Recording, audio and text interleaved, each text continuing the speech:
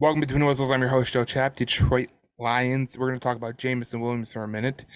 You know, I've been a constant defender of Jameson Williams to a T. I told you that he needed reps.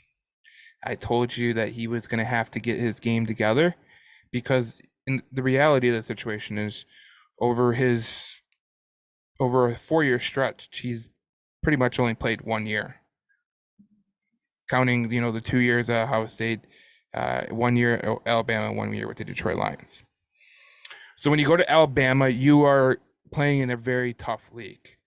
But when you go to the NFL, you are playing in a very tougher league. We can all agree on that. There's been players that have significantly went to the next step. They dominated the collegiate level or the pro, the semi-pro level. Like if you're baseball, the AAA level. If you're in basketball, the college level, the G League, whatever. If you're in hockey, the AHL, the ECHL, Swedish Elite Hockey League, you dominate that circuit. When you get to the next league, that's when it gets a little bit tough because it's not reliant primarily on your athletic ability.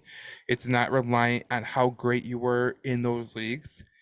A lot of times it relies on repetitions, getting better, learning the nuances of the game. I've always been told this. Like if you're a baseball player and you go from AAA to the major league level, and you go from the AAA level and you can hit that curveball because there's just a small little the break isn't as big as it is in the Major League Baseball. Then you go to the majors and you go against Clayton Kershaw, and he drops one of those 12-6 curveballs on you where it just breaks down and you can't catch it because you haven't seen that before. It's the same thing with the NFL. It doesn't matter who you are in the NFL. You are primarily guardable. I don't care how fast you are. Tyreek Hill is a fast player. He's a very fast player, one of the fastest in the NFL. He's not an unstoppable player. There is no unstoppable player in the NFL. What it relies on is, and you could see this with Amon-Ra St. Brown in Detroit, repetition, getting better, learning the nuances, and becoming a smart player. You can't do that when you're on the sideline. Like you can't learn the nuances of the game if you're not playing. You can't learn the nuances of the repetitions that you're doing in preseason because you haven't played in a while. This is what I worry about with Jameson Williams. It's not that it's not the decisions he's made. It's that he is literally there's a 3-year development curve where he's played in one season. It was like 12 games. That's the issue. That is the issue. I'm worried that Jameson Williams, 12 games in 3 years, because if you look at how much he played at Ohio State, he didn't play much. Went to Alabama, played a lot. Went to Detroit. Obviously, he started off with an injury to his torn ACL. He was out for a while. Came in. He didn't get that many targets. This offseason was crucial for him. He's been training with Jared Goff, all that. The suspension gets levied out. So you're going to miss him for the first 6 games anyways. This preseason was huge for him. It was huge. Like when you look at the reality of the situation, like a lot of people don't think of preseason as something big. But for a player that's just trying to learn the game, trying to learn the nuances of the offense that he is going to be playing in, even just, even if it's just like a cadence that he doesn't recognize, that matters. And what I worry about with Jameson Williams is when he comes back, he is going to be inserted into a very intense locker room because they are going to be on track to go to win the NFC North, make a playoff, maybe even get a home field advantage. And there's no room for mistakes. There's literally no room there's no room for mistakes. So my worry is, here's the thing. I am hopeful that Jameson Williams will be a good player in the future. I am hopeful. Hope is not a strategy. When I look at this Detroit Lions team, they need to do something bold. They need to, if they have someone on the roster that they think that could be that wide receiver to take over for Jameson WIlliams while he's out, good. But I feel like they need to get another guy next to Amon-Ra St. Brown. I don't think it's fair to Jameson WIlliams to insert him in as a number 2 wide receiver in a heavy playoff race. I don't think it's fair. You're asking a kid who's literally played 1 year in 3 years to be inserted into a playoff chase in the NFL. It's pretty much his rookie year in the NFL. Let's be honest. I mean, he played what, 5-6 games. He's basically a rookie. If he was in Major League Baseball or if he was in NHL, he'd be classified as a rookie because he never played a full year.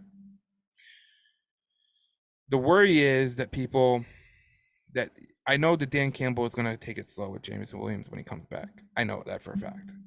My worry is that a lot of fans will not take it easy because he is going to have to learn the nuances of the game, learn the timing with Jared Goff. This time that he had in the preseason was so crucial to learn with the Jared Goff and learn with the offense, but he's not going to be able to do it no more. And he has that 6-game suspension. It's not a great outcome for Jameson WIlliams right now. I have high hopes for the kid. I think he's going to be great. I do. I think he's going to get it together. But when you look at the totality of this season, you look at what could be with the Detroit Lions this year. You look at what's on the table, a potential Super Bowl run. Maybe you're running towards an NFC home field advantage. You cannot insert him in the lineup as a number 2 wide receiver just off the hop. He's got to learn the nuances. I can only imagine if you inserted him in the lineup against Baltimore and he's going against Marlon Humphrey. Welcome to the NFL. Welcome as a number 2 wide receiver. And Dan Campbell wouldn't do that because he's been a player and he's not gonna show out his kid like that. They would have to play it slow. So in the meantime, you get a number 2 wide receiver, maybe through a trade, maybe through free agency, maybe you go get Jarvis Landry, maybe you go get this guy, whatever. You're gonna have to make that deal right now because even when Jameson WIlliams comes back, it can't be relied on that he's just going to take off like the wind. He's going to need some time, some reps, and you're talking about week 10, week 11 before he gets going. So my worry is simply that people will make an assumption because, Jameson WIlliams he's a very boisterous character. He's been ridiculed by the media. You just worry about what happens if he comes out slow. And I don't think the Detroit Lions are going to put him in that position. I really don't. I think someone's going to take that number 2 role. I don't know if it's a trade or free agency. Dan Campbell hinted at it on 97 won the ticket today. Like they've been looking at options. What's going through their head too. Like you just can't put this kid out there at this time, especially in that part of the season. And that's what they were kind of thinking last year. But it's revolving again. He needs reps. You can't just go into the